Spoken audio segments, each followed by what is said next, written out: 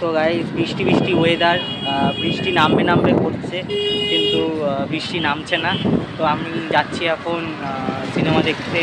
অঙ্ক কি কঠিন বেরিয়েছে, নতুন সিনেমা, সৌরভ পালদি পরিচালিত সিনেমা। সৌরভ পালদি আমার খুব পছন্দের একজন নাট্য পরিচালক। আমি সৌরভ পালদির সব নাটক দেখেছি, মানে আমি ইচ্ছে মতো নাট্যদলের একজন রেগুলার ভিউয়ার্স। তো আমি সৌরভ পালদির মানে প্রায় ফ্যানই বলতে পারেন। আমি বইমেলা থেকে সৌরভ পালদির লেখা মধ্যবিত্ত বইটা কিনেছিলাম। শালিধান প্রকাশনী থেকে বেরিয়েছিল যে বইটা মধ্যবিত্ত, সেটাও কিনেছিলাম। সৌরভদার সাথে ছবিও তুলেছিলাম, সেটা আমার বইমেলা ব্লগে কিন্তু আছে, হ্যাঁ চাইলে দেখতে পারেন। তো সেই সৌরভ পালদিরই পরিচালিত সিনেমা অঙ্ক কি কঠিন।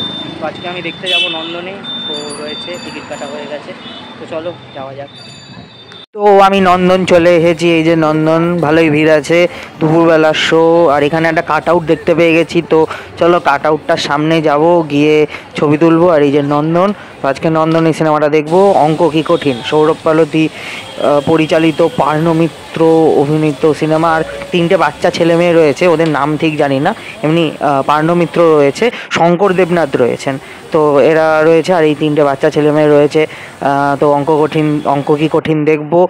তো নন্দনের ভালোই লাইন পড়েছে, হাউসফুল যাচ্ছে। অঙ্ক কি কঠিনের নন্দনের এই 3:40 শো কিন্তু হাউসফুল। তো আমি লাইনে দাঁড়িয়ে পড়েছি। তো চলো এবার নন্দন ওয়ানে, আমাদের শো নন্দন ওয়ানে। তো এখন আমি নন্দন ওয়ানের ভিতরে ঢুকবো। তো চলো ঢুকে পড়েছি নন্দন ওয়ানের ভিতরে, এবারে বসে পড়েছি আমার সিটে। তো শো কিন্তু হাউসফুল চলছে, আর সেই জন্যেই কিন্তু শো শেষ হয়ে যাওয়ার পর এই চলে এসেছিলো এখানে সিনেমার যে পরিচালক এবং অভিনেত্রীরা চলে এসেছিলো।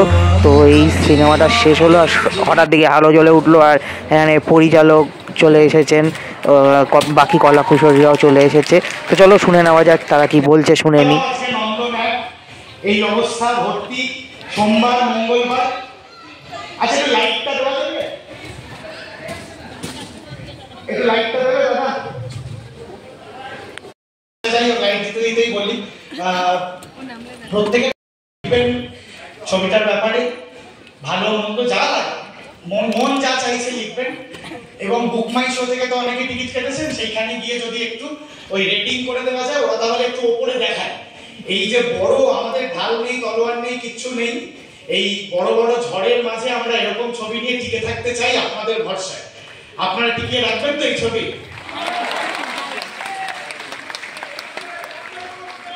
হ্যাঁ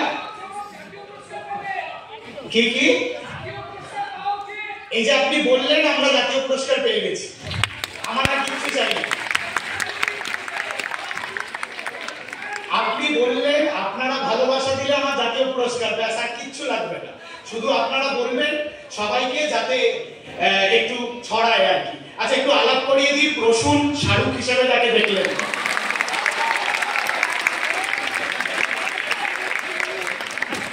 আর বাবিনের মা মানে ডাক্তারের মা সঞ্জিতা। আজকে অনেকে আসেনি আমার সঙ্গে, এই সিনেমাটা লিখেছে সৌমিকের মা আজকে আছে আমি জানি। কাকিমা আছো না? ওই তো কাকিমা পড়ে আছে। কাকিমার জন্য হাততালি হোক, কারণ আমার ঝুড়িদার আসেনি আজকে।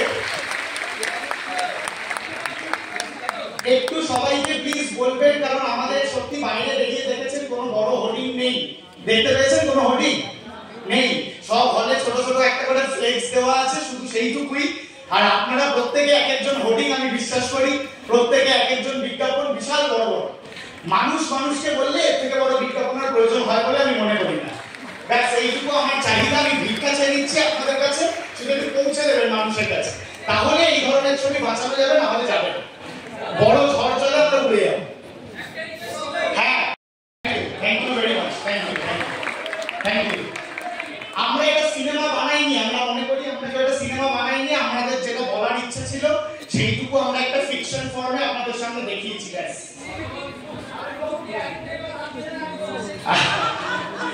থ্যাংক ইউ প্রত্যেককে, থ্যাংক ইউ।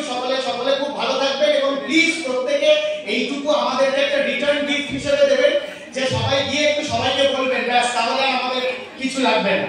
আর পরের সপ্তাহ থেকে মানে শুক্রবার থেকে নন্দন 1-এ আরো এক সপ্তাহ থাকছে আপনাদের ভালোবাসায়, ভেবেছিলাম থাকবে না, নন্দনাকে আরো 1 সপ্তাহ থাকছে, আশা করি আরো 1 সপ্তাহ থাকবে যদি আপনারা এইভাবে দেখতে থাকেন। এবং 1:15 থেকে শোটা হয়েছে, একটু এগিয়ে এসেছে, কিন্তু নন্দন 1-এ থাকছে। এই বড় হল ভর্তি করে আপনারা আবার দেখবেন আমার বিশ্বাস। আজকে বুধবার একাধিক জায়গায় আজকে আমাদের শো অলমোস্ট ফুল এবং হাউসফুল, সেটা আমাদের কাছে প্রাপ্তি এবং আপনাদের জয়, আপনারা জিতিয়েছেন এই cinema. Thank you very much, সকলে ভালো থাকবেন। Thank you.